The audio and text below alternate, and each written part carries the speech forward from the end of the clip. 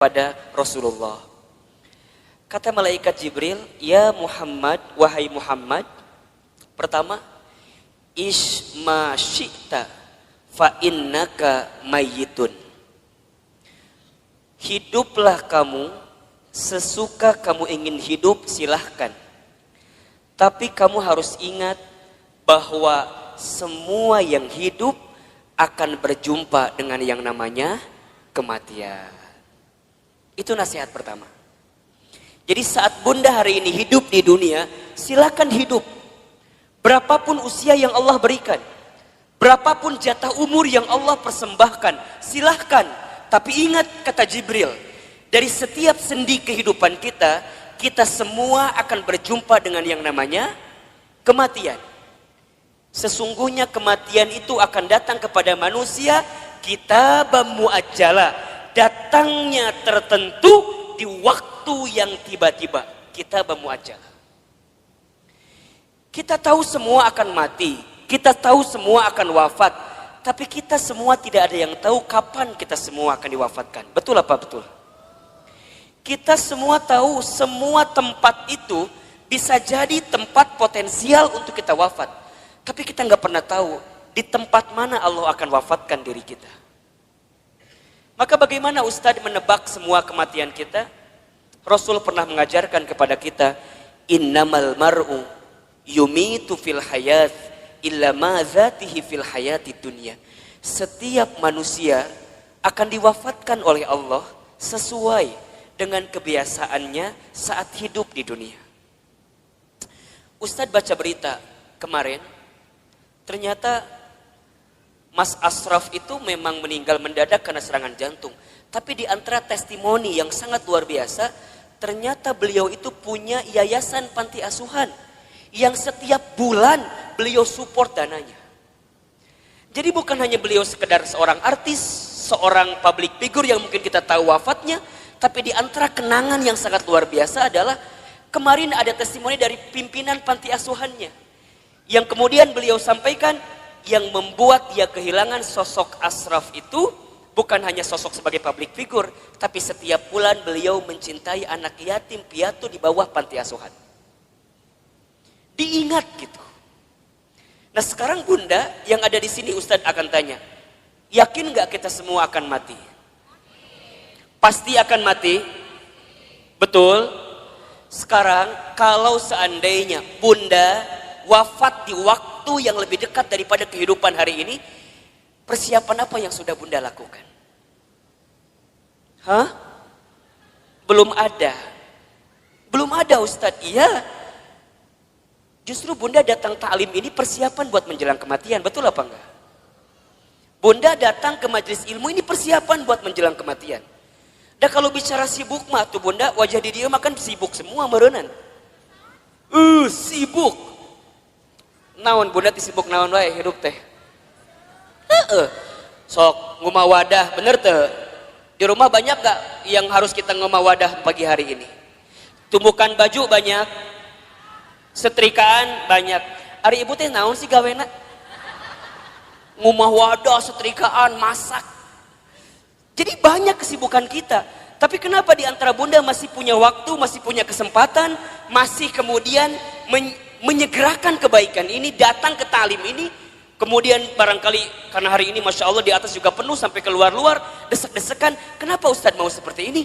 Karena satu alasannya, kita nggak pernah tahu bekal apa yang akan kita bawa menuju Allah Subhanahu Wa Taala. Betul apa enggak? Maka bunda yang dirahmati Allah, ini nasihat juga. Kalau bunda sedang down dalam melakukan kebaikan dan agar terus diistiqomahkan dalam kebaikan itu, ingat, bisa jadi kebaikan yang kita tunaikan adalah kebaikan terakhir dalam kehidupan kita. Itu aja yang bunda bayangkan. Jadi kalau bunda diajak ngaji, ada rasa-rasa malas, langsung bunda mikir, bisa jadi ini pengajian saya terakhir. Bunda gak pernah pakai hijab, gak pernah pakai jilbab. Kemudian tiba-tiba ada yang ngajak bunda pakai jilbab. Bunda jangan mikir, engkewe nges usia 50 tahun. Emang nyampe 50 tahun? Kan kita nggak punya jawaban untuk itu. Jadi kalau ada orang yang ngajak kebaikan, langsung. Karena bisa jadi bab kebaikan yang kita lakukan hari ini adalah yang terakhir. Makanya Nabi itu kalau sholat dengan para sahabat, saat beliau ngimamin, apa kalimatnya? Setelah kalimat istau istaqimu, luruskan safnya, rapihkan safnya, lihat kalimat selanjutnya. As-sholatul muwaddi, sholatlah seakan-akan kamu sholat yang terakhir. Itu aja. Makanya kalau bunda sekarang sedang kesel sama suami misalnya. Halo? Bunda kesel sama suami misalnya. Biar nggak kesel, bayangkan. Bisa jadi bunda teh sama suami waktunya nggak lama lagi. Bener tuh? Jadi kalem we. Isuknya maut suami saya mah. Gitu. Bisa jadi, iya mah bisa jadi. Kan cek Ustadz bisa jadi. Jadi kalau bunda kesel, kehul pisan, ulah kumahanya, iya masa tahun, kesel di dia disimpan. Ustadz, dah aku mah sama suami aku tinggal kehul. Dari kapan? Dari awal nikah juga udah kehul. Nah atuh nikah, teuing Ustadz. Udah bunda, kalau yang sudah bertahun-tahun nih kesel luar biasa, catat baik-baik. Kita itu akan benar-benar merasa kehilangan orang yang kita cintai bukan saat dia masih ada, justru saat dia sudah tidak ada. Catat status di Facebook.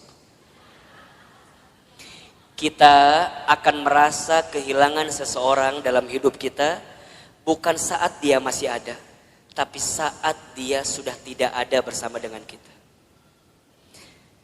Yang kedua, apa nasihatnya Ustadz? Kata Jibril, wa ahbib man syi'ta fa innaka mufarriquh.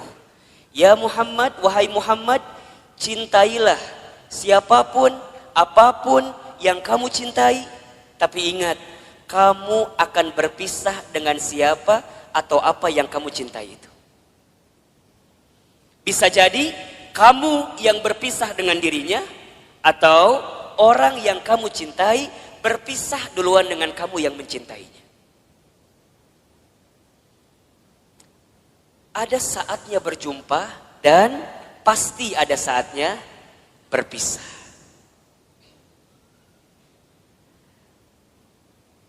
Terbayang sama bunda barangkali. Kalau tiba-tiba orang yang kita cintai dipanggil oleh Allah, kekuatan apa yang bisa membendung kesedihan kita? Ustadz pernah ngalamin, ya. Waktu Ustadz keterima beasiswa ke Amerika Serikat, baru 2 bulan di sana, Ustadz dapat kabar ibunda yang Ustadz sayangi itu meninggal. Dulu kelas 3 SMA, dari Amerika mau pulang susah, harus pulang seperti apa? Tapi Ustadz bersyukur, karena sebelum Ustadz berangkat ke Amerika, itu ada 1 minggu dikasih libur sama pesantren, Ustadz pulang kemudian ke rumah dan selama seminggu itu Ustadz nemenin ibunda almarhumah. Nemenin terus. Nyuapin makannya, nemenin sholatnya.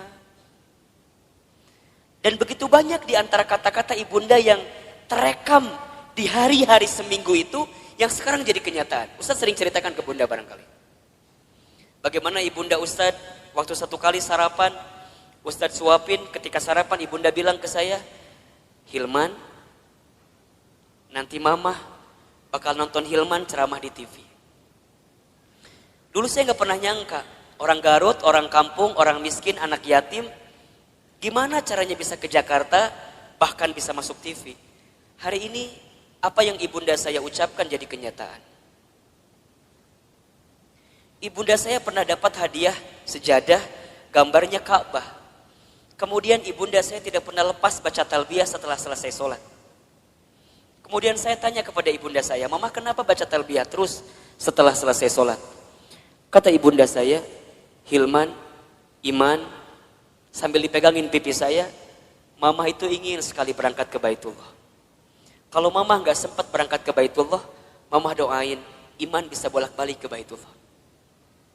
Hari ini, saya pengen berangkat ke Baitullah kapanpun terserah kita. Karena banyak travel yang kerjasama dengan kita. Tapi di balik itu semua, kadang ketika saya berangkat ke Baitullah, saya suka sedih. Karena saya belum sempat menggenggam tangan ibunda saya, ayahanda saya, untuk bisa menatap Ka'bah. Maka bunda yang dirahmati Allah, kita akan merasa kehilangan seseorang yang kita cintai, bukan saat orang itu masih ada, tapi orang itu setelah tiada. Maka mohon maaf lahir batin, kalau sekarang bunda punya keluarga, punya suami, pasangan, anak-anak gitu, cara mencintai yang paling tulus kepada mereka, bukan saat mereka masih ada, tapi bayangkan seandainya orang ini sudah tidak ada dengan kita. Dan Ustadz tuh paling kesal, paling sebel, kalau ada istri yang suka bilang begini, Ustadz, da aku mah nikah sama suami aku teh, meni asa gak pernah bahagia teh. Ari bunda udah berapa tahun nikah teh? 12 tahun. Selama eta kesiksa terus 12 tahun teh. Yakin dak moal mungkin 12 tahun teh meni sangsara terus, betul apa enggak? Ada enggak selama 12 tahun sisi bahagia yang suami berikan? Pasti ada, pasti. Gak mungkin gak ada.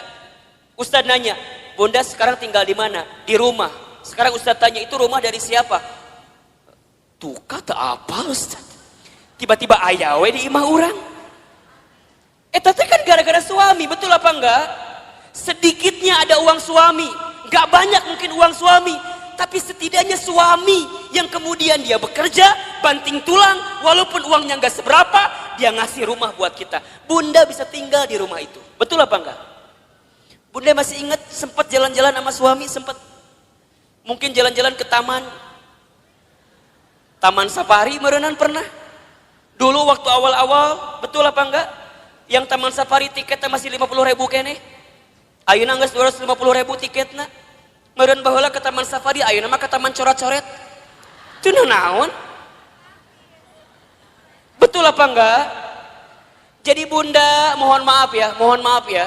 Kalau ada di antara bunda yang saat ini sedang disakiti oleh suaminya, ada di antara bunda yang barangkali hari ini sedang dikhianati oleh suaminya, di antara bunda barangkali hari ini yang sedang ternoda hatinya karena suaminya, bayangkan sosok suami kita yang walaupun pernah menyakiti kita, dia pernah memberikan sesuatu yang terbaik dalam hidupnya buat kita. Jadi kalem.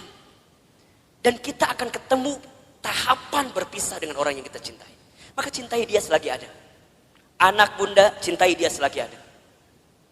Suami bunda, cintai dia selagi ada. Ibu, bapak, ayah, bunda, orang tua bunda, cintai dia selama masih ada. Demi Allah, bunda akan merasakan sakit sesakit-sakitnya saat ingin berbuat baik kepada orang tua, sedangkan orang tua sudah tidak ada. Maka satu kali Ibnu Umar itu pernah bertanya kepada Rasulullah, ya Rasulullah, kalau seandainya aku menggendong ibuku keliling muterin Ka'bah, apakah aku bisa membalas semua kebaikan orang tuaku? Apakah aku bisa membalas kebaikan ibuku? Jadi aku gendong ibuku keliling Ka'bah, apakah aku bisa membalas kebaikan ibuku? Apa jawaban Nabi ketika itu? Wahai Ibnu Umar, seandainya kamu menggendong bukan hanya di depan Ka'bah, tapi kamu menggendong ke seluruh dunia ibunda kamu, demi Allah, jangankan semua kebaikannya, tendanganmu saja saat engkau dikandung dalam rahimnya belum tentu membalas kebaikan kamu, ibunda kamu, dengan apa yang kamu lakukan. Jadi kalau sekarang bunda berikan apapun kepada orang tua, misalnya ngasih A, ngasih B, ngasih C, ngasih D, dan kita merasa cukup membalas semua kebaikan orang tua, demi Allah, tendangan kita pun saat kita dikandung oleh orang tua tidak akan bisa membalas semua kebaikannya. Maka cintai dia selama masih ada, karena kita akan menyesal ketika orang tua kita sudah tidak ada. Yang ketiga, apa nasihatnya? Wa'mal ma syi'ta fa innaka mazyun bih. Ya Muhammad, berbuatlah kamu sesuka kamu ingin berbuat, tapi ingat, kamu akan diminta pertanggungjawaban dengan apa yang kamu lakukan itu. Jadi bunda, silakan bunda berbuat apapun terserah bunda, tapi ingat, kita akan diminta pertanggungjawaban. Jangan hanya berpikir nikmat di dunia, tapi berpikirlah balasan apa yang akan kita dapatkan ketika kita kembali kepada Allah. Mudah-mudahan wafatnya Asraf kemarin yang cukup mengagetkan kita, membuat kita tertegun, terenyuh dan tersentuh bahwa mati akan datang tiba-tiba. Ajal tidak bisa menunggu taubat kita, dan taubat kita pun tidak bisa memastikan ajal kita. Kalau Allah sudah inginkan wafat dalam waktu yang dekat dalam hidup kita, kita bisa apa? Kita nggak bisa mengakhirkan, kita nggak bisa menunda, semua pasti akan bertemu dengan kehidupan kita. Mudah-mudahan orang tuanya yang sudah wafat, barangkali di sini ada yang sudah wafat orang tuanya, ditempatkan di tempat terbaik Allah Subhanahu wa taala. Dan mudah-mudahan kita semua pun diistiqomahkan sampai husnul khatimah. Baik, Bunda yang dirahmati Allah, Ustadz hari ini akan lanjutkan kajian yang pekan lalu kita masih bahas. Judulnya adalah cara menghadapi kegelisahan. Kita review sedikit ya. Pertama, cara menghadapi kegelisahan itu adalah dengan cara husnuzon kepada Allah. Ustadz Hilman, apa itu husnuzon? Husnuzon itu artinya berpikir baik, berkata baik, berprasangka baik kepada Allah Subhanahu wa taala. Bagaimana caranya husnuzon, Ustadz? Bagaimana caranya husnuzon, Ustadz? Katakan, ini yang terbaik dalam hidup saya dan ini yang terbaik di mata Allah Subhanahu wa taala. Karena sesuatu yang baik menurut kita belum tentu baik menurut Allah, tapi yang terbaik menurut Allah pasti yang terbaik dalam kehidupan kita. Pertama, agar kita tidak gelisah atau bisa menghadapi kegelisahan, husnuzon dalam kehidupan. Yang kedua, caranya adalah berusahalah untuk menerima atau percaya dengan ketetapan Allah, dalam kurung takdir. Takdir itu artinya sesuatu yang Allah tetapkan. Kalau Bunda diberikan masalah oleh Allah, berpikirlah bahwa memang kita yang pantas dan bisa menghadapi masalah tersebut. Soal anak SMP gak akan mungkin dikasih ke anak SD. Soal anak SMA gak akan mungkin dikasih ke anak SMP. Semua dalam hidup ini sesuai dengan takarannya, sesuai dengan ukurannya. Terima takdir dan percaya takdir Allah Subhanahu wa taala. Yang ketiga, caranya adalah berusaha bersyukur dalam keadaan apapun. Ustadz Hilman, apa itu bersyukur? Bersyukur itu artinya berterima kasih dalam keadaan apapun. Asyukru bil qalbi, syukur dengan hati. Asyukru bil lisan, syukur dengan lisan. Asyukru bil amal, syukur dengan amal perbuatan. Banyak di antara kita yang gelisah itu bukan kurang dan sempit keadaannya, tapi karena rasa cukup dalam kehidupannya. Termasuk rasa untuk berterima kasih kepada kehidupan alam semesta yang Allah berikan kepada hidup kita ini. Bunda di rumah tangga, kenapa sering ada problem masalah? Satu jawabannya, karena Bunda sedikit berterima kasih kepada pasangan hidup Bunda. Betul apa enggak? Suami kenapa sering rungsing di rumah tangganya? Karena suami seringkali membandingkan istrinya dengan perempuan di luar sana. Padahal istrinya sudah memberikan banyak hal kepada suaminya, maka kurang berterima kasih. Sekarang Ustadz tanya yang ada di sini. Bunda yang ada di sini, berapa sering Bunda mengucapkan terima kasih kepada suaminya? Tiap hari? Cius? Beneran? Gampang saja evaluasinya. Kalau Bunda kenapa di rumah tangga itu seakan-akan sempit terus, tidak menemukan jalan keluar terus, cek. Barangkali kita jarang mengucapkan terima kasih kepada pasangan hidup kita. Terima kasih, terima kasih. Seberapa banyak yang ingin kita terima tergantung seberapa banyak yang kita kasih. Kalau Bunda ingin diberikan tambahan dalam penerimaan hidup kita, maka banyaklah memberi, banyaklah mengasihi kepada orang-orang yang dekat dalam kehidupan kita. Sama suami katakan, ayah terima kasih sudah mau jadi suami saya. Karena barangkali kalau aku tidak nikah sama ayah, mungkin sampai usia sekarang aku belum nikah. Dan yang tertipu matanya cuma ayah sama aku teh. Mungkin seperti itu. Mohon maaf. Suami kita juga harusnya bilang makasih sama istrinya. Karena barangkali kalau kita dulu nggak nikah sama suami yang sekarang itu, betul? Mungkin kita akan nikah dengan yang lain, yang lebih prospek daripada suami orang nu teu jelas teh ayeuna. Tapi Allah yang memilihkan kita sampai pada tahapan seperti ini. Maka banyak-banyak berterima kasih sama anak. Bunda sama anak jangan minta dihargai. Kakak, mama teh capek ngurus kamu. Dari kecil ngebesarin kamu. Coba hargai mama. Kata anak, berapa harganya mah? Kan gitu jawabannya. Bunda jangan balik minta penghargaan kepada anak, tapi balikin ke anak. Nah, terima kasih ya. Sudah jadi kakak yang baik, adik yang baik, anak yang baik buat mama. Berharga banget itu anak kita bunda. Investasi akhirat yang tidak akan pernah terputus adalah anak kita.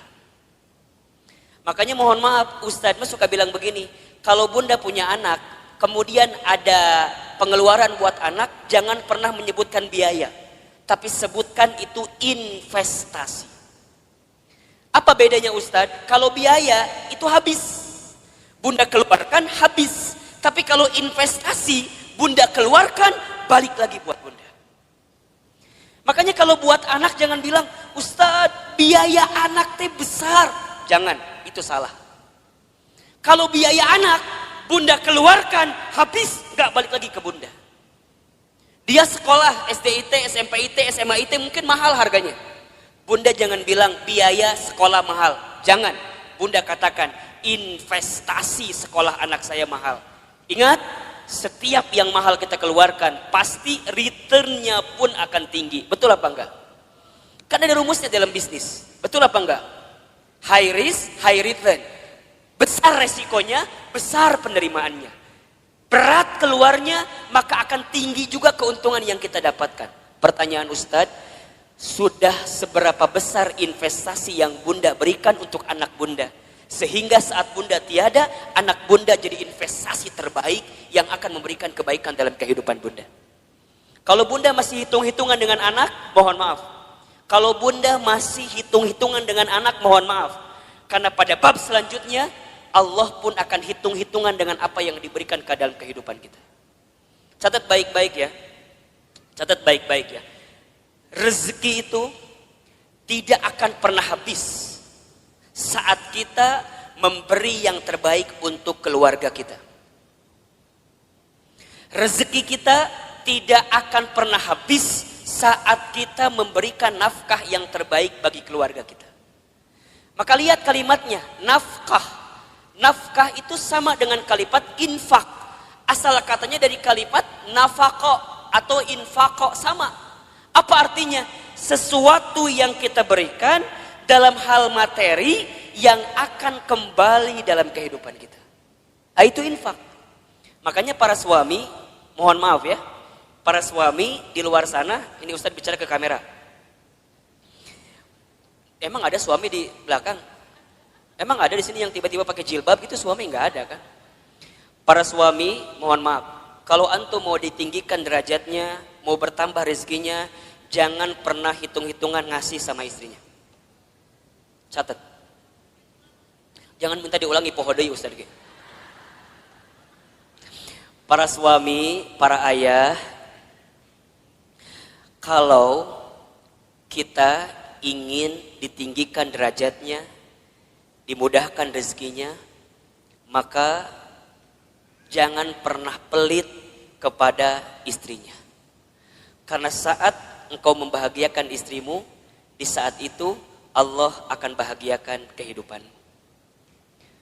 Ustadz percaya sekali bahwa suami yang baik sama istrinya, kemudian istrinya bahagia karena kehidupannya, istri bahagia itu menentukan rezeki suami. Makin bahagia istrinya, maka makin mudah rezeki suaminya. Cius. Benar. Bunda tanyain istri saya. Tanya nanti kalau ketemu. Teh Lina, bahagia nggak punya suami kayak Ahilman? Tanya. Nggak tahu atuh, tanya ku ibu. Engke kalau ibu ketemu sama Teh Lina, ibu tanya.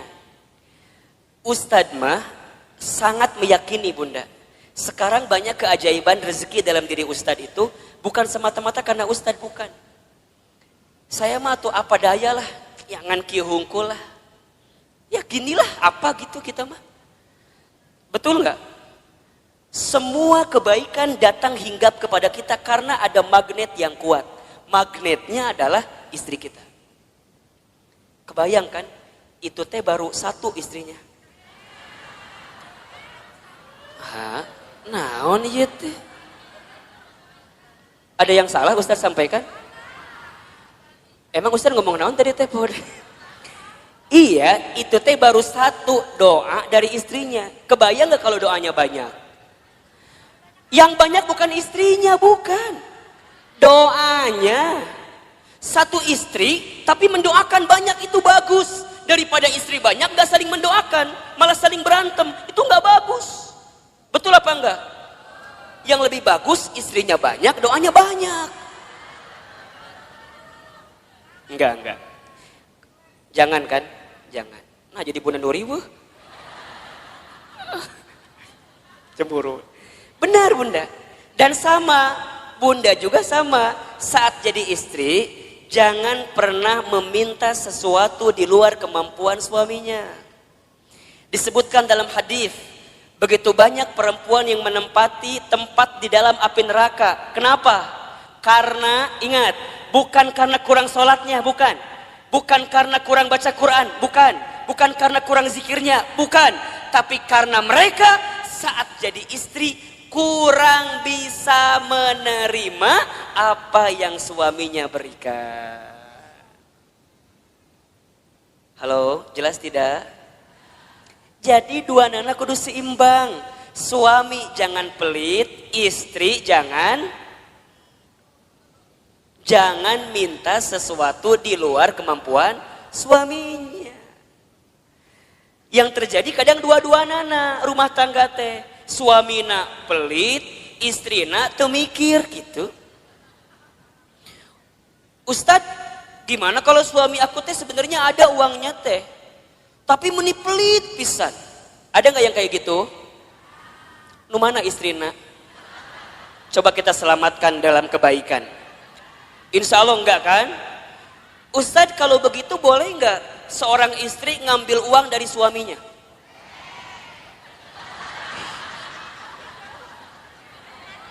Bahaya loh ini loh. Kela Ustadz nanya nih. Ustadz tanya, Ustadz jalan ke sini lah sedikit. Biar kelihatan mau difoto katanya. Ustadz mau tanya, suaminya punya uang tapi pelit. Bunda boleh ngambil apa enggak?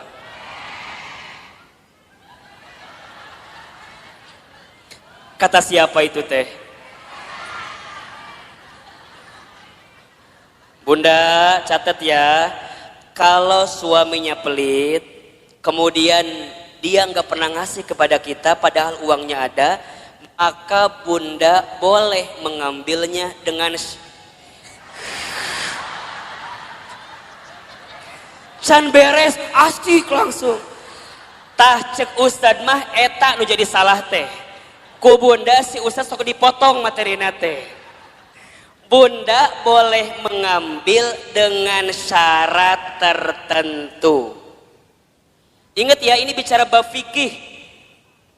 Contoh ya, jadi kalau suami pelit, uangnya ada tapi nggak ngasih ke Bunda, Bunda boleh ngambil dengan syarat tertentu. Satu, Bunda ambil sesuai dengan kebutuhan keluarga. Satu, ingat ya, bukan kebutuhan Bunda, kebutuhan keluarga. Jelas kira-kira? Uang dapur kebutuhan Bunda atau kebutuhan keluarga? Baik, uang pembantu kebutuhan Bunda atau keluarga? Bunda beli tas baru new arrival di Botani, kebutuhan keluarga atau kebutuhan Bunda?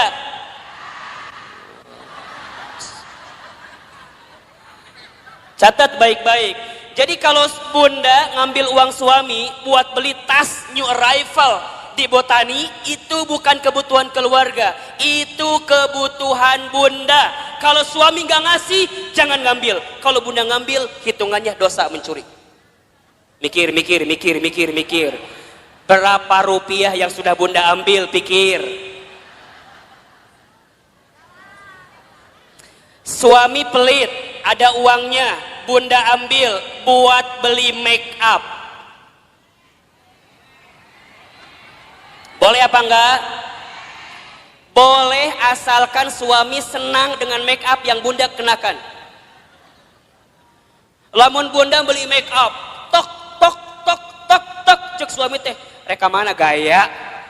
Misalnya suami nggak nerima dengan apa yang diambil karena make upnya, mohon maaf, bunda harus bilang sama suami. Ini bab penting tentang keuangan bunda. Contoh topik lain Ustadz biar bunda paham. Kalau bunda punya hutang, suami harus membayarkan atau tidak? Kalau suami punya hutang, bunda kudu bayarkan atau henteu? Cukup membingungkan. Suami punya hutang, bunda kudu bayarin apa enggak? Nah, bunda punya hutang, suami kudu bayarin apa enggak? Yang ketiga tadi, agar kita nggak gelisah, apa tadi? Bersyukur. Baik, yang keempat bunda, kita selesaikan hari ini bab ini ya. Yang keempat, cara menghadapi kegelisahan adalah banyak mendengarkan kata-kata yang baik. Banyak mendengarkan nasihat yang baik. Banyak mendengarkan sesuatu yang baik. Ada di surat Az-Zumar ayat 18. Coba dibuka. Surat Az-Zumar ayat 18. Surat ke 39 kalau nggak salah, ayat 18. Boleh bun dibacain artinya, bantuin ustadznya. Az-Zumar ayat 18. A'udzubillahi minasyaitonirrajim. Yaitu mereka yang mendengarkan perkataan lalu mengikuti apa yang paling baik di antaranya. Mereka itulah orang-orang yang telah diberi petunjuk oleh Allah dan mereka itulah orang-orang yang mempunyai akal sehat. Baik bunda, perhatikan kalimatnya. Di situ diperintahkan oleh Allah kita semua untuk mendengarkan sesuatu yang baik. Karena apa yang sampai ke telinga kita, itulah yang akan menentukan perasaan dalam hati kita. Betul apa enggak? Apalagi buat perempuan, buat para muslimah. Perempuan itu lemahnya atau kelemahannya di telinga. Laki-laki lemah atau kelemahannya di mata. Laki-laki mah kalau ngelewat sesuatu yang lebih indah menurut pandangannya, maka dia akan menatap sesuai gerakan dari yang dilihat itu. Jadi kalau bunda jalan jeung suami bunda di botani, tiba-tiba di depan bunda teh aya nu geulis, set ngalewat. Suami bunda pasti akan melihat, set, gitu. Biasanya pandangannya sesuai dengan arah kemana dia berjalan. Jadi kalau bunda jalan sama suami, kemudian suaminya begitu lihat yang indah-indah, pada tahapan pertama biarkan saja, berarti wajar, normal. Tapi lamun keterlaluan, kemana panon eta, eta gitu. Jadi kalau set sekali itu wajar, memang nalurinya begitu laki-laki. Tapi kalau perempuan itu lemahnya di telinga. Makanya hati-hati bunda dengan kalimat-kalimat yang negatif yang datang dalam kehidupan kita. Itu yang bisa membuat kegelisahan dalam hidup kita. Contoh, bunda teh punya teman. Pertama begini, Cida sini.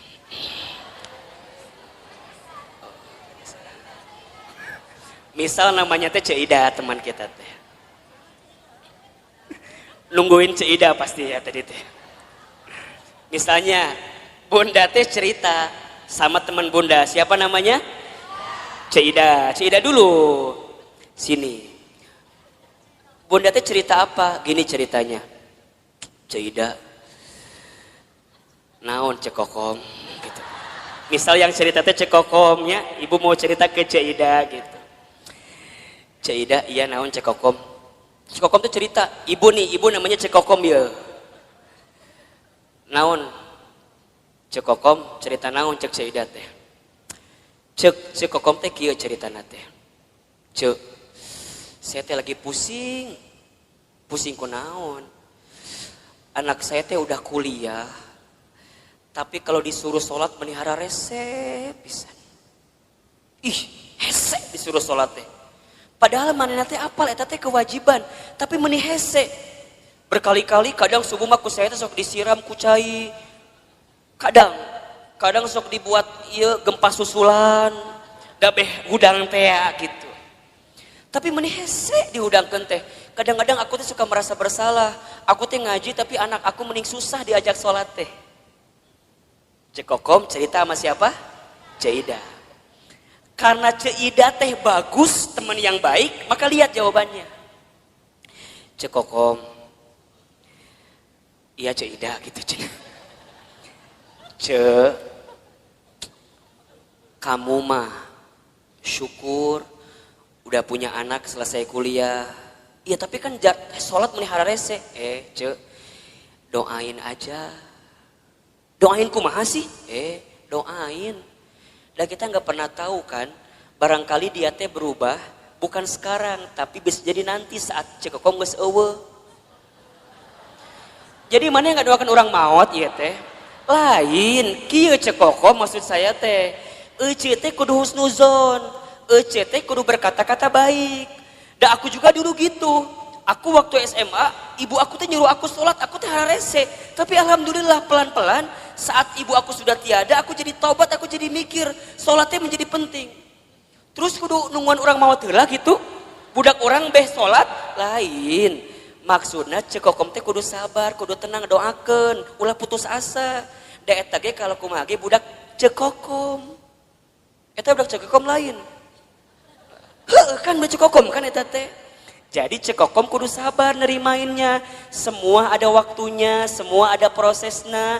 Cekokom ulah berhenti mendoakan, cekokom ulah berhenti ngajak. Sok suruh ngaji budak teh. Seida mah disuruh salat ge hese komo ngaji. Pelan-pelan kan ayeuna mah aya YouTube. Sok cekokom teh share ka budak cekokom kumaha eta pahala salat dan segala macamna. Insyaallah doakeun yang terbaik buat anak kita. Coba saya mau tanya, kalau bunda dengerin kalimat kayak gitu, tenang apa enggak? Tenang. Nuhun Cik Ida, memang you are my best friend ya. Kamu itu adalah teman yang baik buat saya. Sekarang bandingkan, kalau Cek Kokom cerita ke Cek Odah.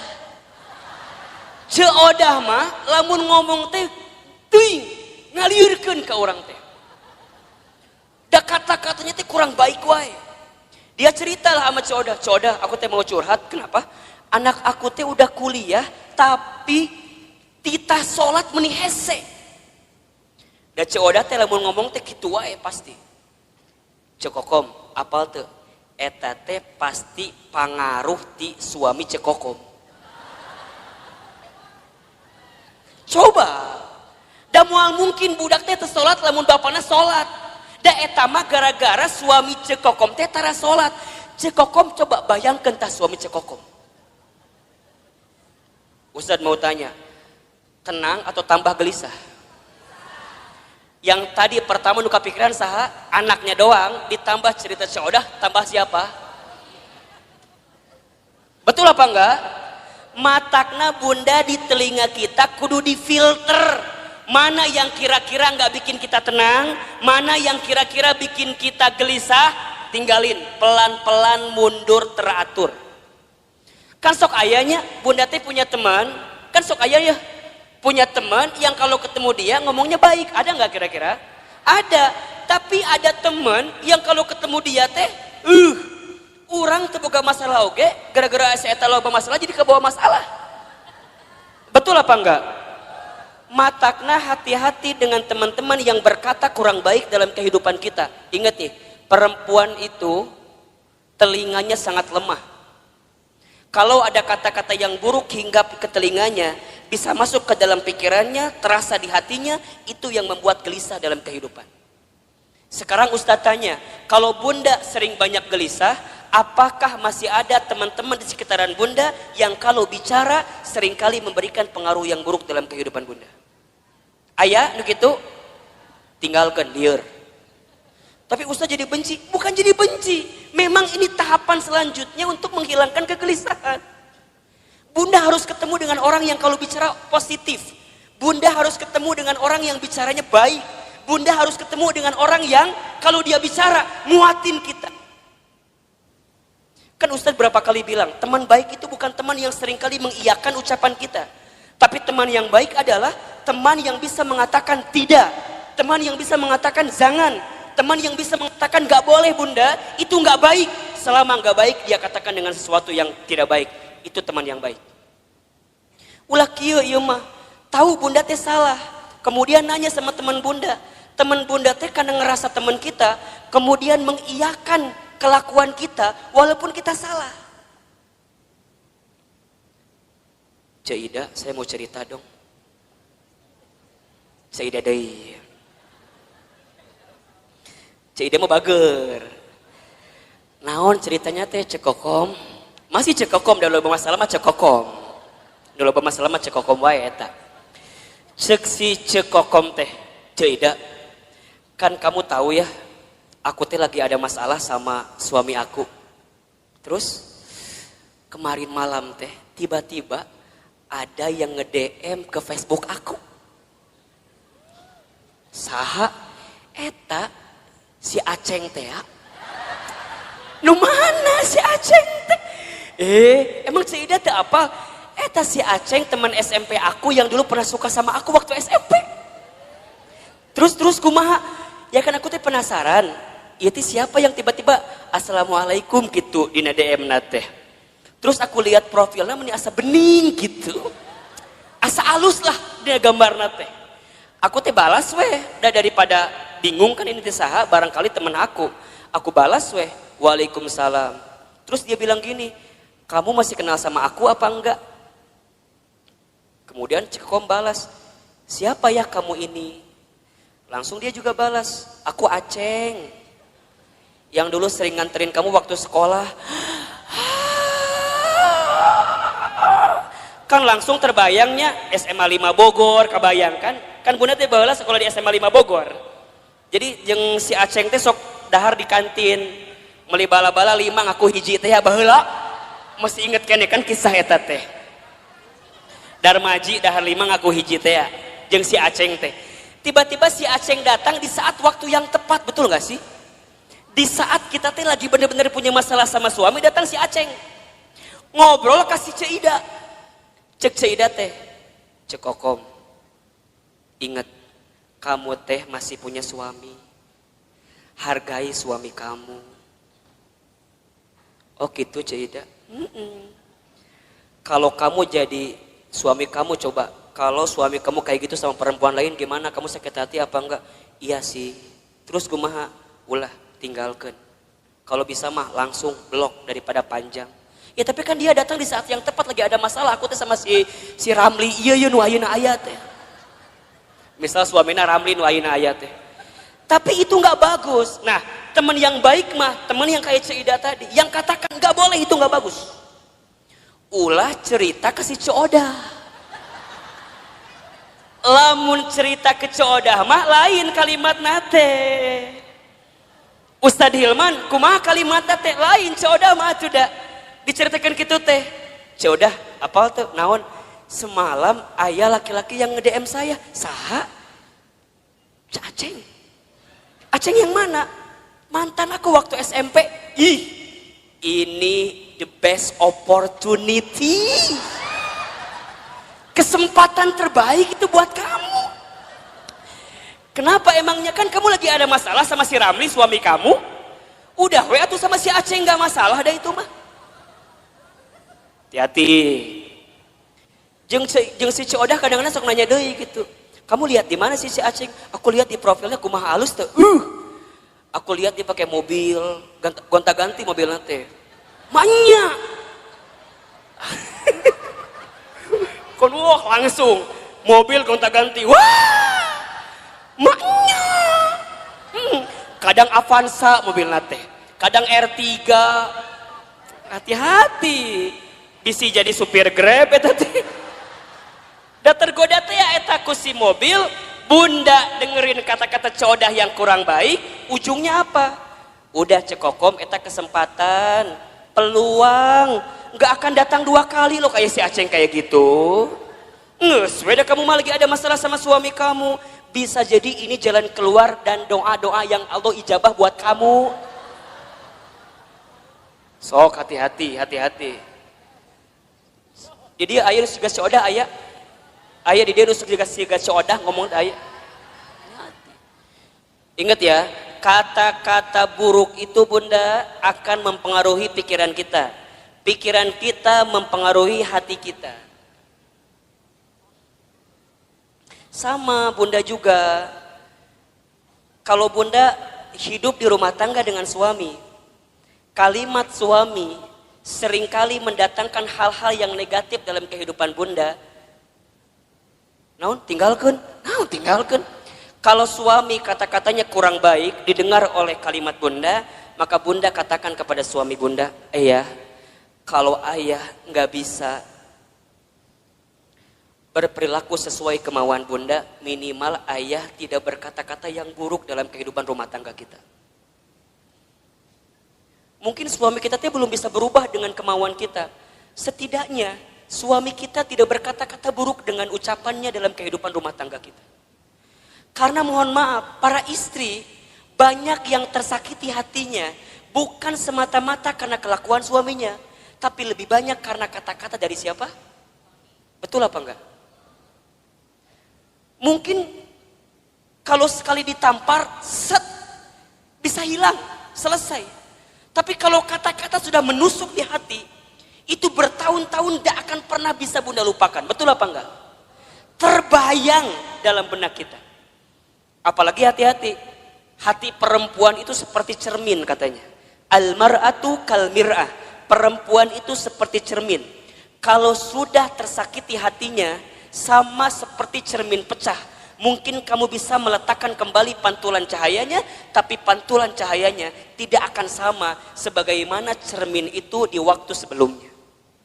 Bunda tersakiti, mungkin bunda bisa memaafkan, tapi untuk melupakan tak mudah seperti memaafkan tadi. Betul apa enggak? Biasa aja. Dan itulah nanti yang akan membuat hidup kita gelisah.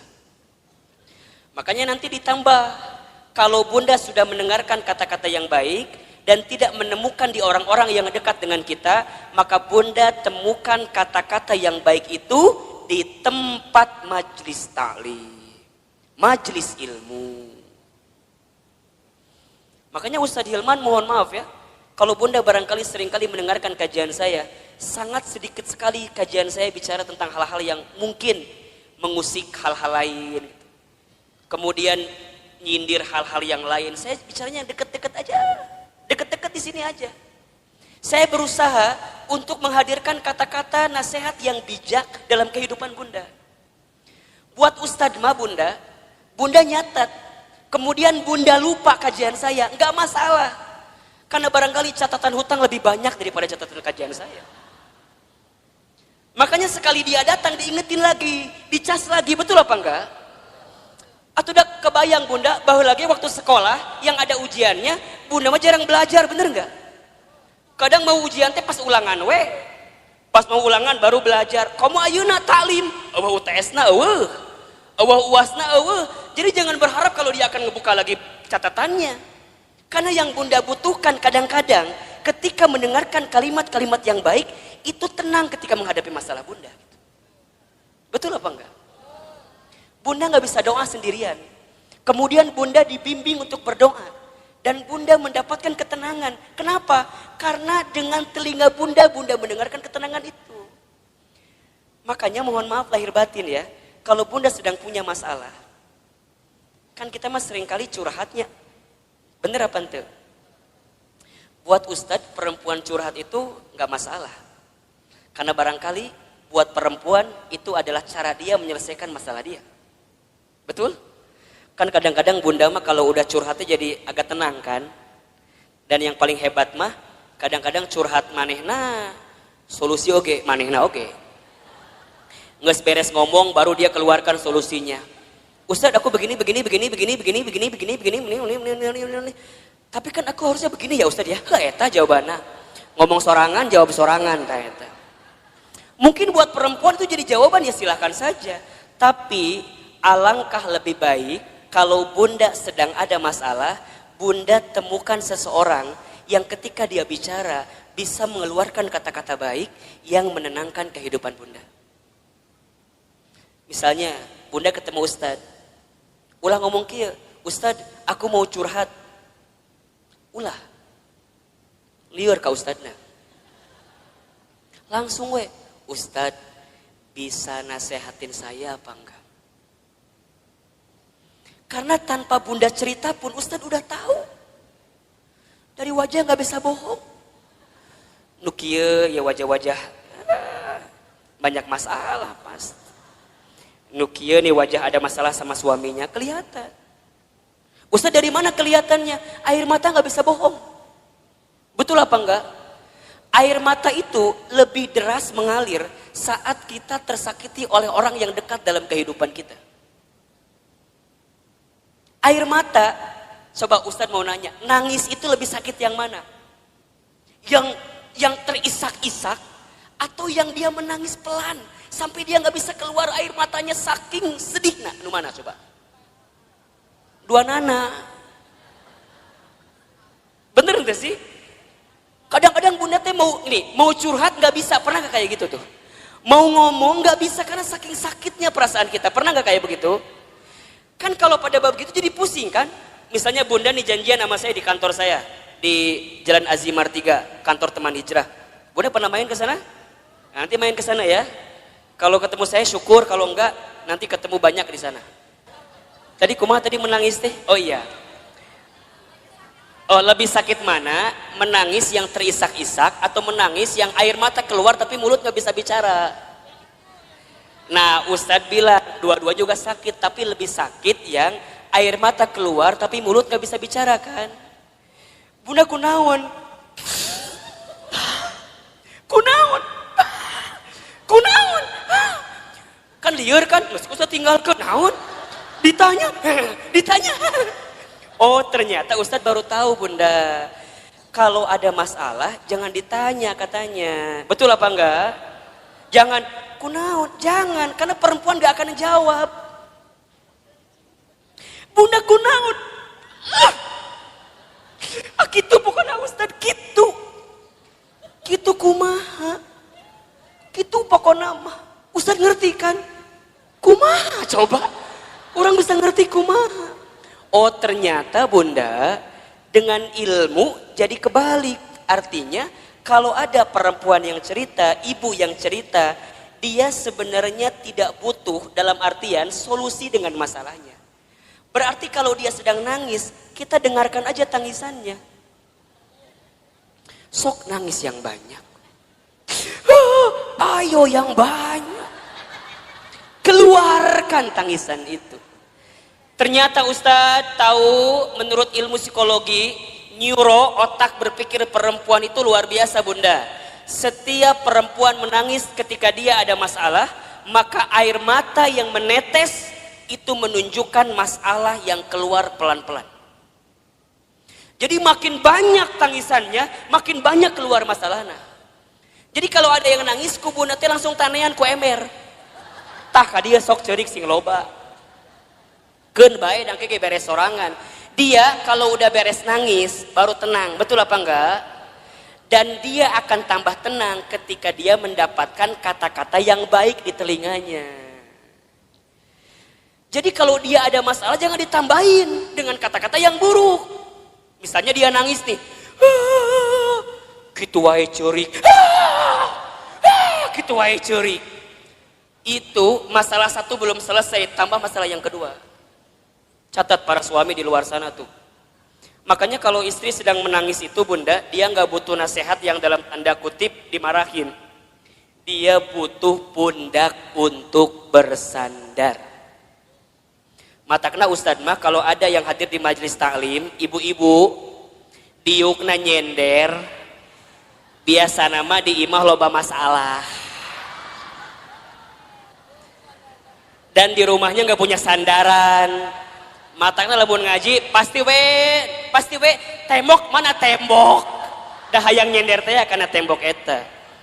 Ayo, bunda harus temukan seseorang yang saat dia bicara menenangkan kehidupan kita. Teman kita cari nih. Kalau sekiranya teman kita ngasih pengaruh yang buruk, tinggalkan. Pelan-pelan mundur teratur. Dia yang bikin kita gelisah. Dia yang bikin kita gelisah. Cek, ngaji yuk. Ah nantilah. Cek ngaji sekarang lah. Angkeke aya keneh ngaji sekarang. Wah, itu kan bagus. Ikutin teman kayak gitu. Jaga baik-baik. Cek inget ya, Rabu pekan ketiga jadwalkan. Eta teh jadwal Ustadz Hilman. Emang kumaha gitu? Ngeunaheun ceramahna teh. Misal, ieu mah misal. Henteu ge teu nanaon kalem we, da moal ngamak Ustad mah. Oh gitu bunda, pokoknya bunda kudu ditanggalkeun, ulah ka mana-mana kudu masuk eta mah. Sok ikutin. Ulah kieu ieu mah. Bunda ngajak temen ieu, ngaji ka dieu. Cek bunda teh. Cek. Itu Ustad Hilman teh. Eta Ustaz teh udah mulai ceramah pelan-pelan. Yang lain ketawa, senyum. Desi eta mah kadang-kadang kitu wae pengaruhna teh. Naon sih? Jambar hasi beresna ieu ngaji. Bun. Di sini ada yang begitu apa enggak? Kalau ada orang diajak ngaji ku bunda teh, kemudian dia pengaruhnya negatif terus, ngomongnya negatif terus, pelan-pelan tinggalin, enggak benar. Ini yang bikin gelisah bunda. Bunda harus temukan orang yang ketika diajak ngaji ku bunda teh, kemudian dia dengerin. Cek, kumaha enakeun teu? Kamu kenapa baru ngajak aku sekarang?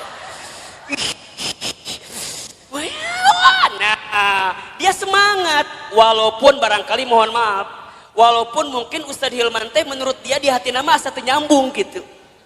Walaupun, tapi karena kata-katanya enak, nih positif buat kita, dia semangat. Jadi kata-kata itu, makanya yang keempat nanti cara menghadapi kegelisahan adalah berkata-kata yang baik. Ini berapa ya? Beriringan, mendengar yang baik, berkata-kata yang baik. Salamatul insan fi hifdil lisan. Selamatnya diri manusia tergantung lisannya. Satu peluru hanya bisa nembak satu kepala, tapi satu kata yang terucap bisa nembak ratusan kepala. Betul apa enggak? Satu peluru mungkin bisa nembak satu hati, satu jiwa, satu badan, tapi satu kata-kata kita yang ketika kata-kata itu buruk maka bisa menembus ratusan, ribuan, jutaan hati yang mendengarkannya. Maka lihat kalimat dalam Al-Quran, surat Al-Ahzab ayat 70-71. Jadi setelah perintah mendengarkan yang baik, maka perintah selanjutnya adalah berkata-kata yang baik. Apa ayatnya? Coba bunda baca. Al-Ahzab ayat 70-71. Nah betul. Ya baca bunda, artinya boleh. Wahai orang-orang yang beriman, bertakwalah kamu kepada Allah dan ucapkanlah perkataan yang benar. Niscaya Allah akan memperbaiki amalan-amalanmu dan mengampuni dosa-dosamu. Dan barang siapa menaati Allah dan Rasulnya, maka sesungguhnya dia menang dengan kemenangan yang agung. Allahu Akbar. Lihat kalimatnya. Ya ayyuhalladzina amanu taqullaha wa qulu qawlan syadida yuslih lakum a'malakum wa yaghfir lakum dunubakum. Kan begitu. Wahai orang-orang yang beriman, bertakwalah kamu kepada Allah dan wa qulu qawlan syadida, berkata-katalah yang baik. Bunda yang dirahmati Allah, satu kali Rasul itu kehilangan istrinya bernama Khadijah. Saat beliau kehilangan Khadijah, selama 3 hari beliau gak mau keluar rumah. Gak mau keluar rumah. Sampai ada sahabat yang lain yang sempat masuk ke dalam rumahnya. Maka sahabat lain kemudian itu bertanya, "Ya Rasulullah, kenapa engkau sepeninggal Khadijah tidak mau keluar rumah? Bahkan sudah 3 hari tidak keluar rumah." Kata Rasulullah apa coba? "Aku masih terpukul karena kehilangan sosok seperti Khadijah." Kemudian sahabat bertanya, "Ya Rasulullah, faktor apa, sebab apa yang membuat engkau terpukul sampai engkau tidak mau keluar rumah saat engkau kehilangan Khadijah?" Maka Rasul kemudian menjawab, "Wahai sahabatku, aku sudah menikah bersama dengan Khadijah selama berapa tahun? Tahu nggak? 25 tahun atau mungkin Rasul kehilangan Khadijah di usia 53 tahun. Beliau menikah usia 25, kemudian kehilangan usia 53, berarti berapa tahun itu? 28 tahun, berarti berumah tangga selama 28 tahun. Apa jawaban Nabi ketika itu? Apa yang membuat engkau begitu dalam ketika kehilangan Khadijah? Karena saat aku bersama dengan Khadijah selama 28 tahun, aku tidak pernah mendengarkan kata-kata yang keluar dari mulut Khadijah kecuali semua kata-katanya memberikan ketenangan dalam hidupku.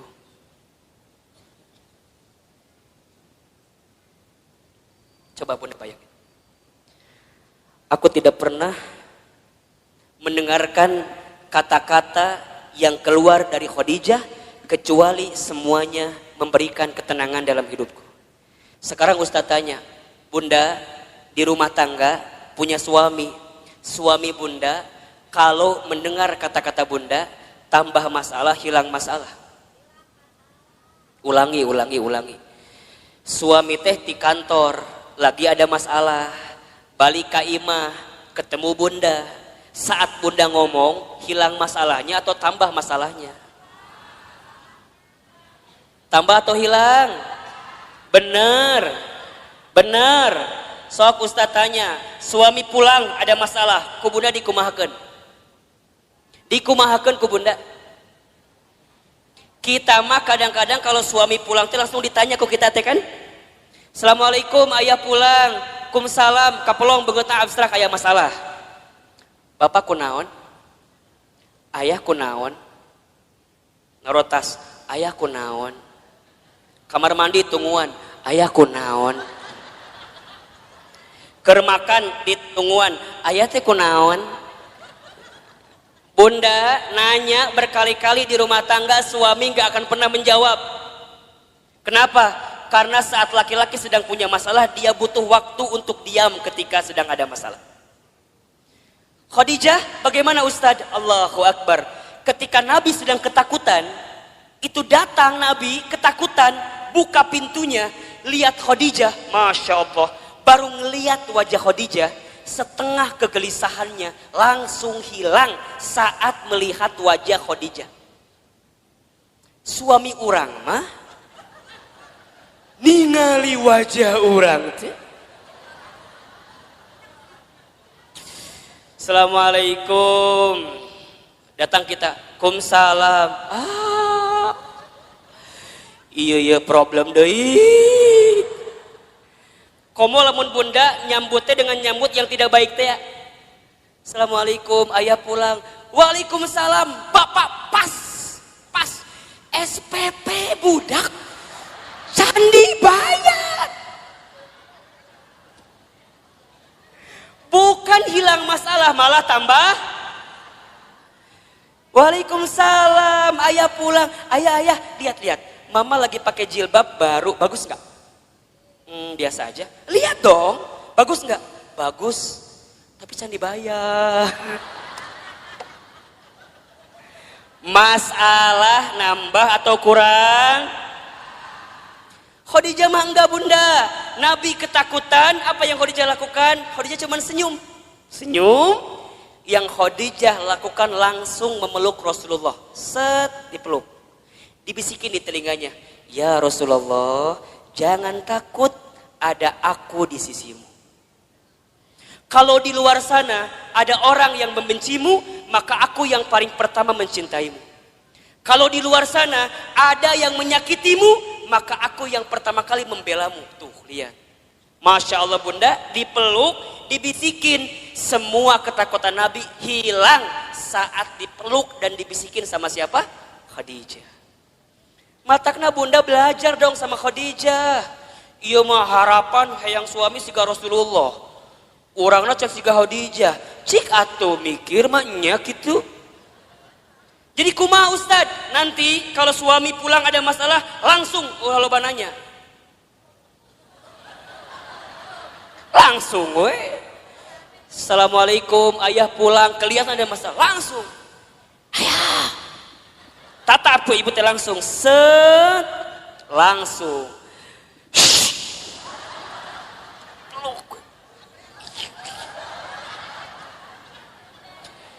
Cek suami teh, naon ih. Ibu, kalau suami berontak, lebih kuat ibu kencengannya. Ulah dia. Benar.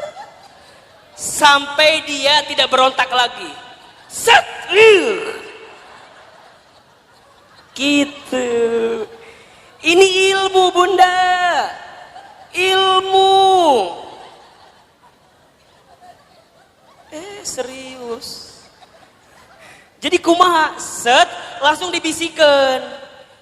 Kunaon pak? Bapak ayah naon? Kan dia berontak. Terus ke ibu dikieukeun. Itu bunda, abis dipeluk, dibisikin, lihat Khadijah, diapain selanjutnya? Diselimutin kan? Kemudian diselimutin, kemudian baru dia wudhu, selesai, hilang masalahnya. Berkata-kata yang baik, mendengarkan yang baik-baik, gelisah hilang dalam kehidupan kita. Jadi kalau sekarang bunda masih gelisah, bisa jadi penyebabnya yang seringkali bunda dengarkan adalah kata-kata negatif, dan yang seringkali bunda ucapkan kata-kata yang negatif, itu yang bikin gelisah. Mulai hari ini gak boleh lagi mendengarkan kata-kata yang buruk. Kalau sekiranya negatif, sekiranya buruk, lebih baik menghindar. Itu yang menjadi penyebab kegelisahan dalam kehidupan kita. Bunda, kalau ketemu masalah sama suami, temukan jalan keluarnya. Dengarkan nasihat yang baik-baik. Jangan yang ngerunyemin. Bunda, kalau sedang gelisah, jangan berkata-kata yang buruk. Saat kita berkata-kata buruk, saat kita mendengarkan yang gelisah, maka di saat yang sama kita sedang menambah kegelisahan dalam kehidupan kita. Maka nanti yang terakhir bunda, cara menghadapi kegelisahan adalah sibuklah dengan beramal soleh. Sibuklah dengan beramal soleh. Catat ya, amal itu ada 3. 1, ada amal soleh. 2, ada amal ibadah. 3, ada amal jariah. 1 apa? Amal soleh. 2, amal ibadah. 3, amal jariah. Ahilman, Ustadz Hilman, apa perbedaannya? Amal soleh itu artinya semua perkataan atau perbuatan yang disukai dan diridhoi oleh Allah. Itu amal soleh. Saya ulangi.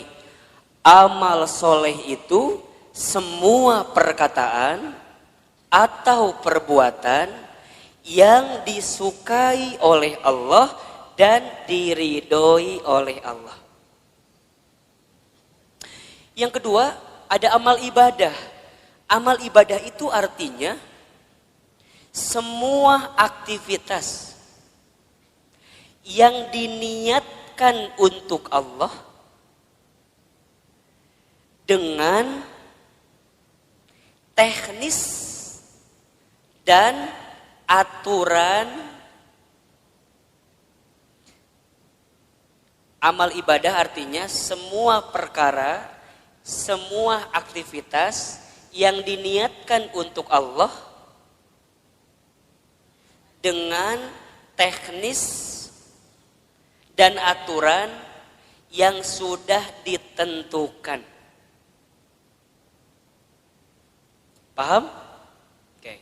Yang ketiga ada amal jariah. Amal jariah itu semua perkara yang bermanfaat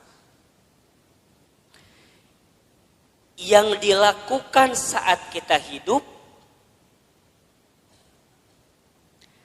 dan masih bermanfaat walaupun kita sudah wafat. Jelas? Amal jariah adalah semua perkara yang bermanfaat yang dilakukan saat kita hidup dan masih bermanfaat walaupun kita sudah wafat. Jadi ada amal soleh, ada amal ibadah, ada amal jariah.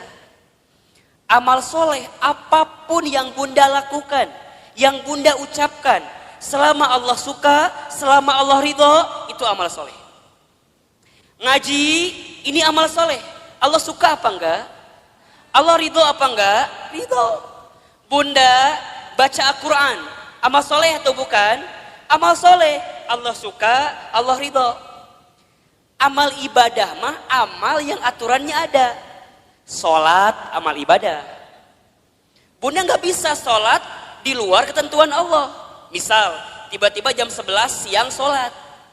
Ditanya ke budak, mah sholat naon? Zuhur. Kan can waktuna, nges teu kuat hayang sholat. Teu bisa. Dah sholat, mah amal ibadah. Kudu aya aturanana. Betul apa enggak? Sholat kudu tertib. Allahu Akbar. Bacaan pertama apa? Iftitah baru Al-Fatihah. Teu bisa. Allahu Akbar. At-tahiyatulillah. Teu bisa. Eta mah engke di ujung. Betul apa enggak? Eta amal ibadah. Kalau amal jariah yang Bunda lakukan sekarang tapi manfaatnya terus menerus. Wakaf tuh tadi ada. Infak beras, ya kan?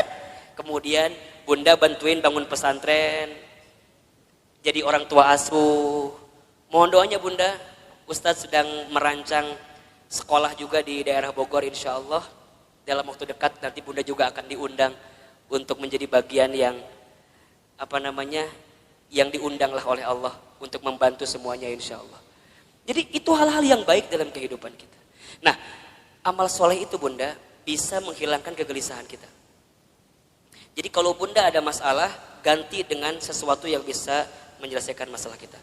Bunda yang dirahmati Allah, hidup ini hakikatnya adalah waktu di antara waktu sholat dan waktu disolatkan. Hidup ini hanyalah titian detik berdetak, jantung berdegup, yang diantaranya kita hanya sedang menunggu waktu sholat dan waktu disolatkan. Bunda tadi sholat subuh. Setelah sholat subuh kemudian Bunda menyiapkan sarapan bagi suaminya, menyiapkan perlengkapan bagi anaknya sekolah, kemudian Bunda berangkat taklim. Ustadz Hilman, hakikatnya taklim ini bukan hanya sekedar taklim, tapi Bunda sedang menanti satu waktu yang nanti zuhur datang. Namanya adalah sholat zuhur. Nanti setelah sholat zuhur, Bunda beraktivitas kembali. Atau barangkali ada yang tidur siang, ada yang istirahat. Hakikatnya hanya menunggu datangnya waktu sholat asar. Dari asar begitu sore sampai maghrib. Dari maghrib kemudian ke isya. Isya kemudian Bunda istirahat, tidur sepanjang malam. Hakikatnya menunggu datangnya sholat subuh. Dan kalau seandainya waktu sholat itu tidak berjumpa dengan kita, maka sudah saatnya kita berjumpa dengan waktu untuk disolatkan. Ya Bunda, intinya bahwa yang namanya kehidupan ini ada sesuatu yang datangnya akan mendadak. Di antaranya apa? Kematian, kan? Maka satu kali ada nasihat yang disampaikan oleh malaikat Jibril kepada Nabi SAW. Nasihat dari siapa? Malaikat Jibril untuk siapa? Rasulullah Shallallahu Alaihi Wasallam.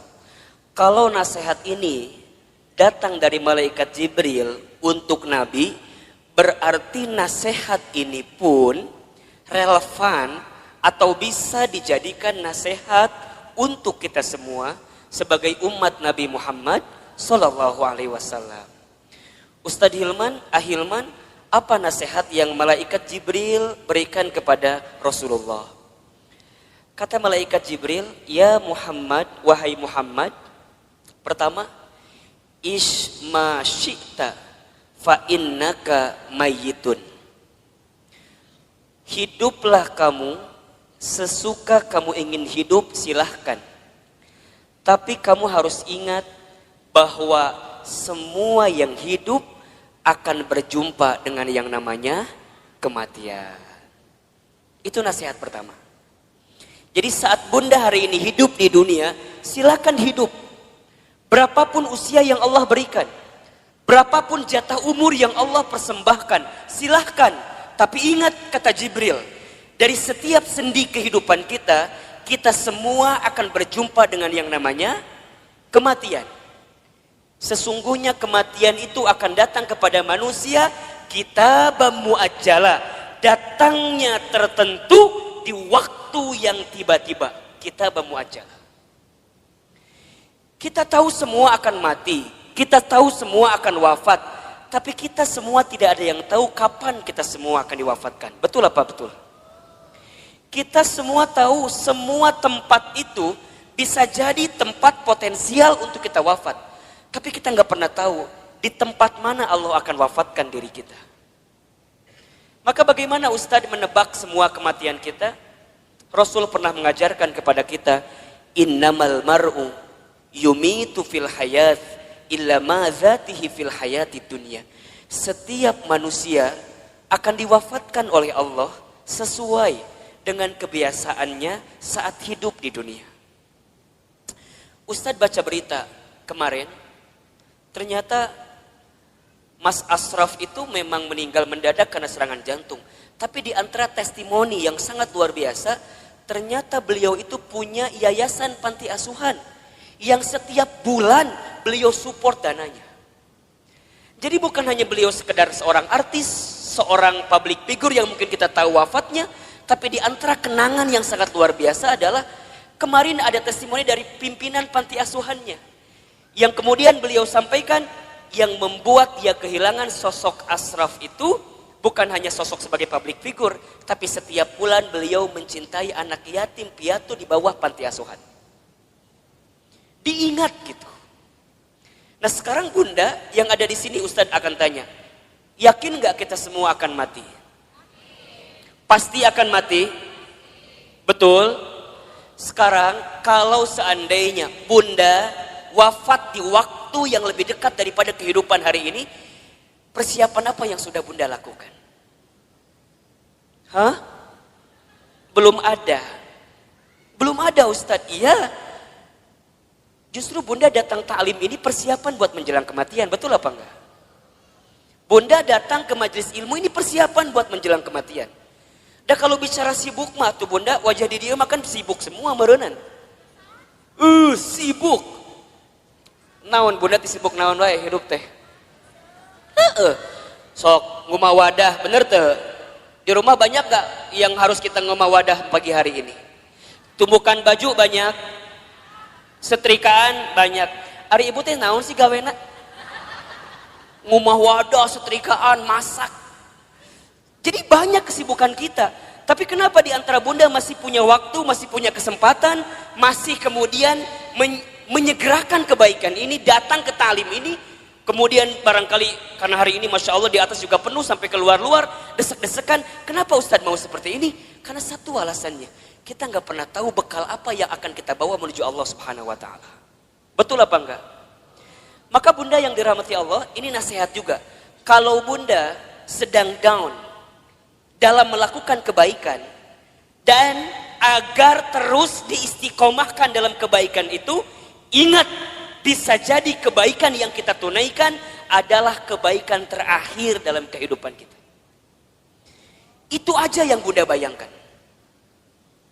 Jadi kalau bunda diajak ngaji, ada rasa-rasa malas, langsung bunda mikir, "Shh, bisa jadi ini pengajian saya terakhir." Bunda nggak pernah pakai hijab, nggak pernah pakai jilbab.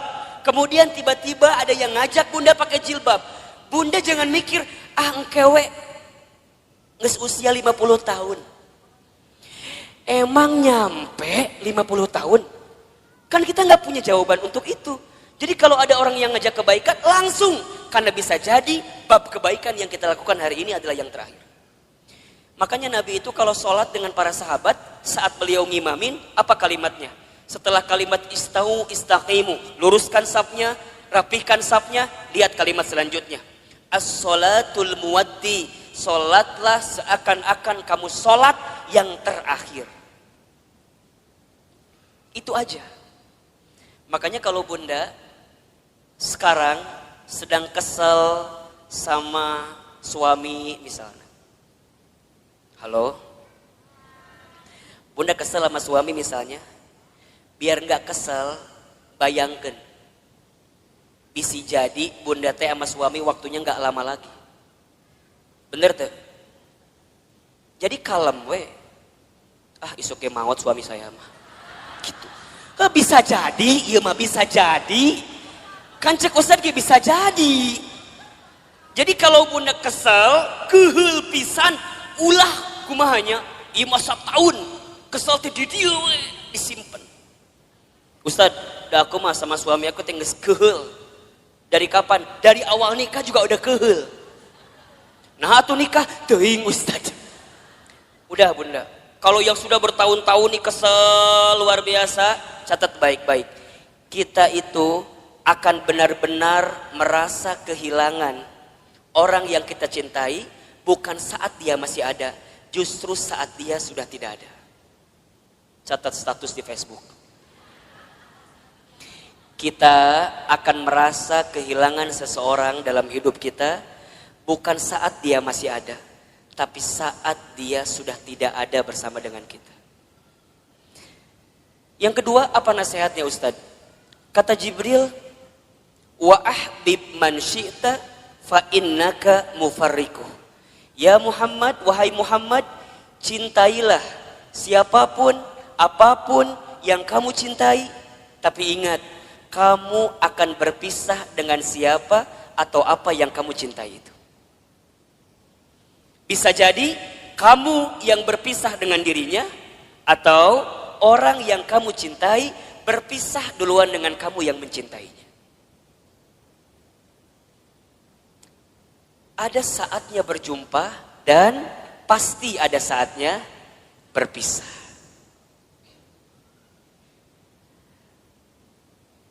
Terbayang sama bunda barangkali. Kalau tiba-tiba orang yang kita cintai dipanggil oleh Allah, kekuatan apa yang bisa membendung kesedihan kita? Ustadz pernah ngalamin, ya. Waktu Ustadz keterima beasiswa ke Amerika Serikat, baru 2 bulan di sana, Ustadz dapat kabar ibunda yang Ustadz sayangi itu meninggal. Dulu kelas 3 SMA, dari Amerika mau pulang susah, harus pulang seperti apa? Tapi Ustadz bersyukur, karena sebelum Ustadz berangkat ke Amerika, itu ada 1 minggu dikasih libur sama pesantren, Ustadz pulang kemudian ke rumah, dan selama seminggu itu Ustadz nemenin ibunda almarhumah. Nemenin terus. Nyuapin makannya, nemenin sholatnya. Dan begitu banyak di antara kata-kata ibunda yang terekam di hari-hari seminggu itu, yang sekarang jadi kenyataan. Ustadz sering ceritakan ke bunda barangkali. Bagaimana ibunda Ustadz waktu 1 kali sarapan, Ustadz suapin, ketika sarapan ibunda bilang ke saya, Hilman, nanti mama bakal nonton Hilman ceramah di TV. Dulu saya gak pernah nyangka, orang Garut, orang kampung, orang miskin, anak yatim, gimana caranya bisa ke Jakarta, bahkan bisa masuk TV. Hari ini, apa yang ibunda saya ucapkan jadi kenyataan. Ibunda saya pernah dapat hadiah sejadah, gambarnya Ka'bah. Kemudian ibunda saya tidak pernah lepas baca talbiyah setelah selesai sholat. Kemudian saya tanya kepada ibunda saya, "Mama kenapa baca talbiyah terus setelah selesai sholat?" Kata ibunda saya, "Hilman, Iman," sambil dipegangin pipi saya, "Mama itu ingin sekali berangkat ke Baitullah. Kalau Mama nggak sempat berangkat ke Baitullah, Mama doain Iman bisa bolak-balik ke Baitullah." Hari ini saya pengen berangkat ke Baitullah kapanpun terserah kita. Karena banyak travel yang kerjasama dengan kita. Tapi di balik itu semua, kadang ketika saya berangkat ke Baitullah, saya suka sedih. Karena saya belum sempat menggenggam tangan ibunda saya, ayahanda saya, untuk bisa menatap Ka'bah. Maka bunda yang dirahmati Allah, kita akan merasa kehilangan seseorang yang kita cintai, bukan saat orang itu masih ada, tapi orang itu setelah tiada. Maka mohon maaf lahir batin, kalau sekarang bunda punya keluarga, punya suami, pasangan, anak-anak gitu. Cara mencintai yang paling tulus kepada mereka, bukan saat mereka masih ada. Tapi bayangkan seandainya orang ini sudah tidak ada dengan kita. Dan Ustadz tuh paling kesal, paling sebel, kalau ada istri yang suka bilang begini, "Ustadz, da aku mah nikah sama suami aku teh, meni asa gak pernah bahagia teh." Ari bunda udah berapa tahun nikah teh? 12 tahun. Selama eta kesiksa terus 12 tahun teh. Yakin dak moal mungkin 12 tahun teh meni sangsara terus, betul apa enggak? Ada enggak selama 12 tahun sisi bahagia yang suami berikan? Pasti ada, pasti.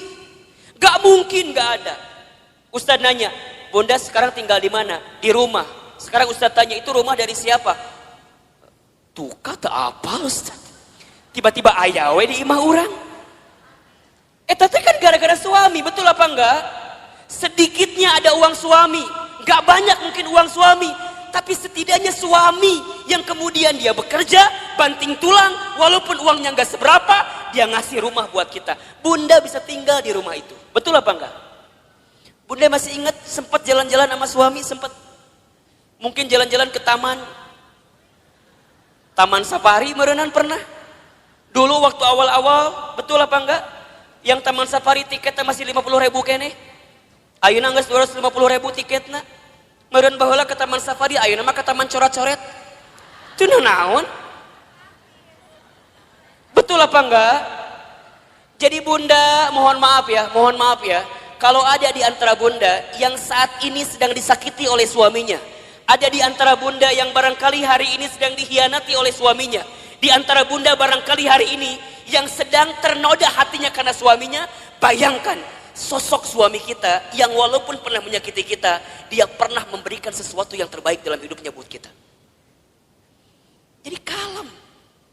Dan kita akan ketemu tahapan berpisah dengan orang yang kita cintai. Maka cintai dia selagi ada. Anak bunda, cintai dia selagi ada. Suami bunda, cintai dia selagi ada. Ibu, bapak, ayah, bunda, orang tua bunda, cintai dia selama masih ada. Demi Allah, bunda akan merasakan sakit sesakit-sakitnya saat ingin berbuat baik kepada orang tua, sedangkan orang tua sudah tidak ada. Maka satu kali Ibnu Umar itu pernah bertanya kepada Rasulullah, "Ya Rasulullah, kalau seandainya aku menggendong ibuku keliling muterin Ka'bah, apakah aku bisa membalas semua kebaikan orang tuaku? Apakah aku bisa membalas kebaikan ibuku? Jadi aku gendong ibuku keliling Ka'bah, apakah aku bisa membalas kebaikan ibuku?" Apa jawaban Nabi ketika itu? Wahai Ibnu Umar,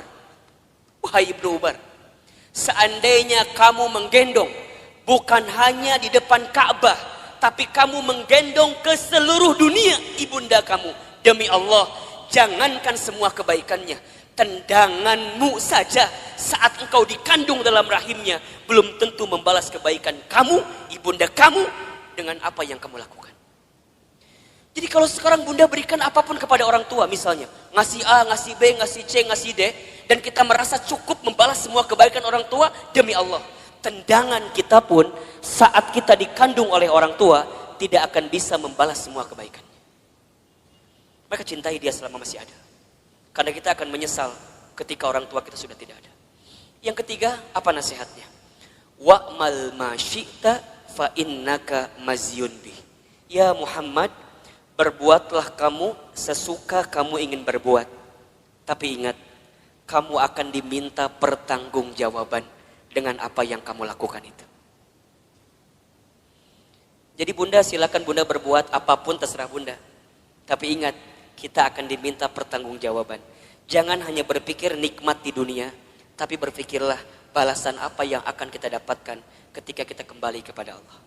Mudah-mudahan wafatnya Ashraf kemarin yang cukup mengagetkan kita, membuat kita tertegun, terenyuh dan tersentuh bahwa mati akan datang tiba-tiba. Ajal tidak bisa menunggu taubat kita, dan taubat kita pun tidak bisa memastikan ajal kita. Kalau Allah sudah inginkan wafat dalam waktu yang dekat dalam hidup kita, kita bisa apa? Kita nggak bisa mengakhirkan, kita nggak bisa menunda, semua pasti akan bertemu dengan kehidupan kita. Mudah-mudahan orang tuanya yang sudah wafat, barangkali di sini ada yang sudah wafat orang tuanya, ditempatkan di tempat terbaik Allah Subhanahu wa taala. Dan mudah-mudahan kita semua pun diistiqomahkan sampai husnul khatimah. Baik, bunda yang dirahmati Allah, Ustadz hari ini akan lanjutkan kajian yang pekan lalu kita masih bahas. Judulnya adalah cara menghadapi kegelisahan. Kita review sedikit ya. Pertama, cara menghadapi kegelisahan itu adalah dengan cara husnuzon kepada Allah. Ustadz Hilman, apa itu husnuzon? Husnuzon itu artinya berpikir baik, berkata baik, berprasangka baik kepada Allah Subhanahu wa taala. Bagaimana caranya husnuzon, Ustadz? Bagaimana caranya husnuzon, Ustadz? Katakan, ini yang terbaik dalam hidup saya dan ini yang terbaik di mata Allah Subhanahu wa taala. Karena sesuatu yang baik menurut kita belum tentu baik menurut Allah. Tapi yang terbaik menurut Allah pasti yang terbaik dalam kehidupan kita. Pertama, agar kita tidak gelisah atau bisa menghadapi kegelisahan, husnuzon dalam kehidupan. Yang kedua, caranya adalah berusahalah untuk menerima atau percaya dengan ketetapan Allah, dalam kurung takdir. Takdir itu artinya sesuatu yang Allah tetapkan. Kalau bunda diberikan masalah oleh Allah, berpikirlah bahwa memang kita yang pantas dan bisa menghadapi masalah tersebut. Soal anak SMP gak akan mungkin dikasih ke anak SD. Soal anak SMA gak akan mungkin dikasih ke anak SMP. Semua dalam hidup ini sesuai dengan takarannya, sesuai dengan ukurannya. Terima takdir dan percaya takdir Allah Subhanahu wa taala. Yang ketiga, caranya adalah berusaha bersyukur dalam keadaan apapun. Ustadz Hilman, apa itu bersyukur? Bersyukur itu artinya berterima kasih dalam keadaan apapun. Asyukru bil qalbi, syukur dengan hati. Asyukru bil lisan, syukur dengan lisan. Asyukru bil amal, syukur dengan amal perbuatan. Banyak di antara kita yang gelisah itu bukan kurang dan sempit keadaannya, tapi karena rasa cukup dalam kehidupannya. Termasuk rasa untuk berterima kasih kepada kehidupan alam semesta yang Allah berikan kepada hidup kita ini. Bunda di rumah tangga, kenapa sering ada problem masalah? Satu jawabannya, karena bunda sedikit berterima kasih kepada pasangan hidup bunda. Betul apa enggak? Suami kenapa sering rungsing di rumah tangganya? Karena suami seringkali membandingkan istrinya dengan perempuan di luar sana. Padahal istrinya sudah memberikan banyak hal kepada suaminya. Maka kurang berterima kasih. Sekarang Ustadz tanya yang ada di sini. Bunda yang ada di sini, berapa sering bunda mengucapkan terima kasih kepada suaminya? Tiap hari? Cius? Beneran? Gampang saja evaluasinya. Kalau bunda kenapa di rumah tangga itu seakan-akan sempit terus, tidak menemukan jalan keluar terus, cek. Barangkali kita jarang mengucapkan terima kasih kepada pasangan hidup kita. Terima kasih, terima kasih. Seberapa banyak yang ingin kita terima tergantung seberapa banyak yang kita kasih. Kalau bunda ingin diberikan tambahan dalam penerimaan hidup kita, maka banyaklah memberi, banyaklah mengasihi kepada orang-orang yang dekat dalam kehidupan kita. Sama suami katakan, ayah terima kasih sudah mau jadi suami saya. Karena barangkali kalau aku tidak nikah sama ayah, mungkin sampai usia sekarang aku belum nikah. Dan yang tertipu matanya cuman ayah sama aku teh. Mungkin seperti itu. Mohon maaf. Suami kita juga harusnya bilang makasih sama istrinya. Karena barangkali kalau kita dulu nggak nikah sama suami yang sekarang itu, betul? Mungkin kita akan nikah dengan yang lain, yang lebih prospek daripada suami orang lu jelas teh ayeuna. Tapi Allah yang memilihkan kita sampai pada tahapan seperti ini. Maka banyak-banyak berterima kasih. Sama anak, bunda sama anak jangan minta dihargai. Kakak, mama teh capek ngurus kamu. Dari kecil ngebesarin kamu. Coba hargai mama. Kata anak, berapa harganya mah? Kan gitu jawabannya. Bunda jangan balik minta penghargaan kepada anak, tapi balikin ke anak. Nah, terima kasih ya.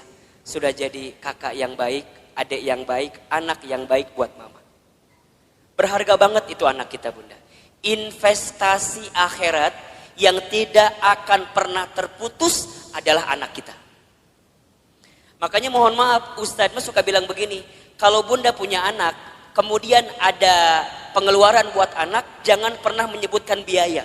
Tapi sebutkan itu investasi. Apa bedanya Ustadz? Kalau biaya itu habis. Bunda keluarkan habis. Tapi kalau investasi bunda keluarkan balik lagi buat bunda. Makanya kalau buat anak jangan bilang Ustadz biaya anak teh besar. Jangan, itu salah. Kalau biaya anak bunda keluarkan habis gak balik lagi ke bunda. Dia sekolah SDIT, SMPIT, SMAIT mungkin mahal harganya. Bunda jangan bilang biaya sekolah mahal. Jangan. Bunda katakan investasi sekolah anak saya mahal.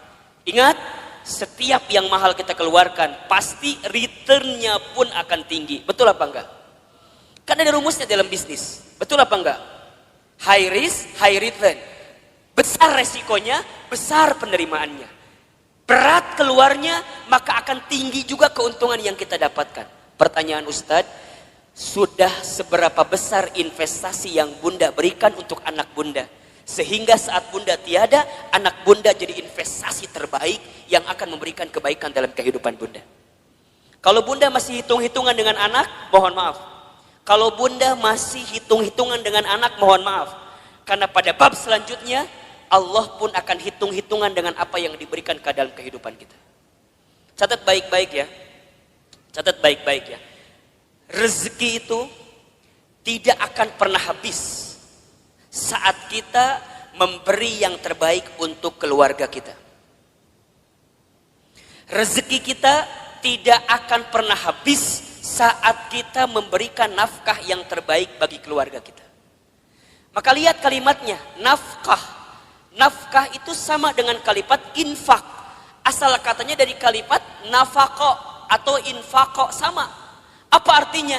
Sesuatu yang kita berikan dalam hal materi yang akan kembali dalam kehidupan kita.